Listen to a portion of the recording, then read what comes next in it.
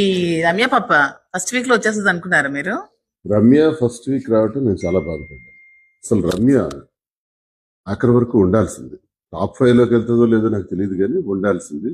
అనవసరమైన వాళ్ళందరికీ అక్కడ కూర్చోబెట్టి కొంచెం దమ్ముండేవాళ్ళు. అసలు రియల్ గా షీఈ్ అసలు బాడీ బిల్డర్.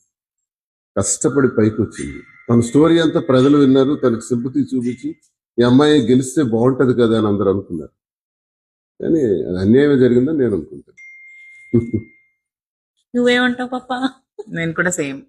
ఎందుకంటే చాలా మందికి వీళ్ళు ముగ్గురు సిస్టర్స్ ఇన్స్పిరేషన్ అమ్మాయిలకి అని నేను అనుకుంటాను ఇప్పుడు కూడా. They are very strong. అంతే కదా రాజా? Very strong. అంతే కదా రాజా? రాజా తండ్రి మరణానంతరం ముగ్గురు కూడా కష్టపడిన స్టోరీ. ముగ్గురు కష్టపడి ఆ చిట్టి పికిల్స్ గాని, అలాగే కునాఫా చాక్లెట్స్ గాని, మీరు కూడా డ్రెస్సెస్ ఇదికు చూసి నేర్చుకోవాలి. ఎలా బ్రతకాలి, ఏం చేయాలి, ఇంక మేము ఎందుకు బ్రతకాలి, సూసైడ్ చేసుకోవాలనుకునే చాలా మంది కుటుంబాలు చూసి.